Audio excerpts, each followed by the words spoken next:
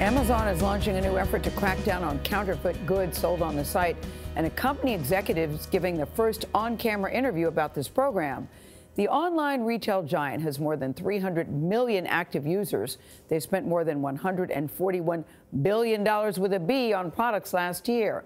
Now, most of the goods sold on the platform come from third-party vendors, with Amazon helping facilitate the sale.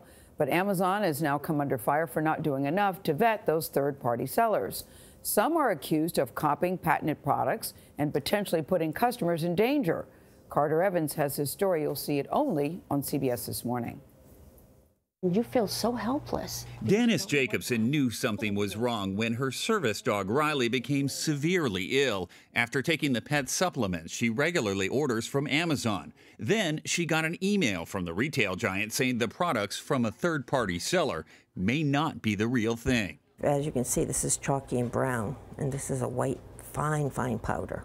The company that makes the supplement, Nutramax, says the counterfeit versions of its products sold on Amazon were a threat to pet safety and well-being. We've continued to make progress in reducing the amount of counterfeit in our store. But the fact is that today, that number is not zero. There still are counterfeits. Dharmesh Mehta is Amazon's vice president of customer trust and partner support. He says the company caught 3 billion suspicious listings last year before buyers even saw them, but can't say how many counterfeits actually made it onto the site. Are you able to say how many counterfeits you've discovered over a year period? I don't think I have that data point. Amazon's been sued many times over this by people who claim that Amazon is responsible for facilitating the sale of a counterfeit product. Where does the responsibility lie? Our focus first and foremost is how do we prevent counterfeit from ever getting in our store. But when you do find one, whose fault is it? And so if there is one, we'll make sure the customer is made whole on that product, and we're going to work with the customer or work with brands to go after that bad actor. On average, 95% of the time, we investigate that and take action within 8 hours. Inventor Mark Lopriato says that wasn't the case for his business. The forearm forklift lifting straps make your forearms a fulcrum. After listing his four-arm forklift on Amazon, he says he found dozens of fakes, some using the same name, logo, and photos. This is my wife. This is me. Lopriato says it's not only extremely difficult to track down the bad actors, but also to take any legal recourse against them. We have to find them deep in their website, then report them. Still, more and more days are passing. And then finally, they may or may not take down the listing. Amazon filed suit against a few sellers who were counterfeiting Lopriato's product and won $60,000 in May 2018.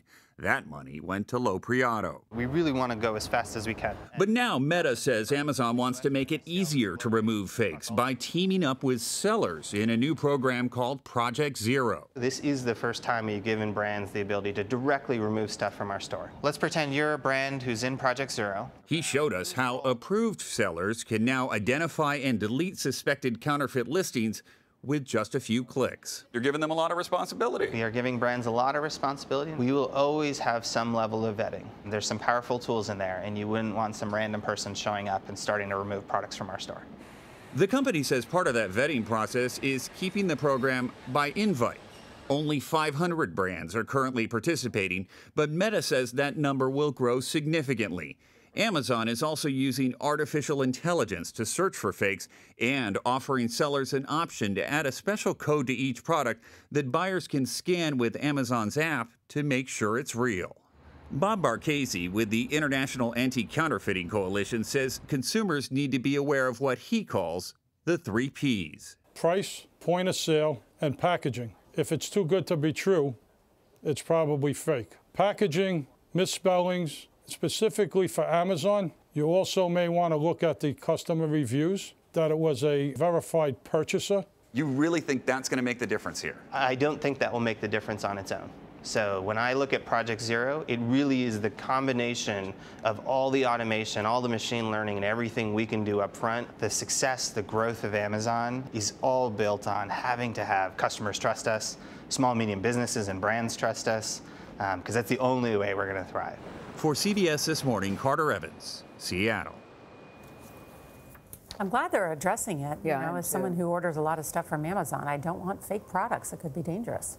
And also, when you hear them talk about it, it sounds vague. And then when you see they've given product makers the power to delete others, that's a lot of power. And we'll see how that works out. People are paying attention. Yeah.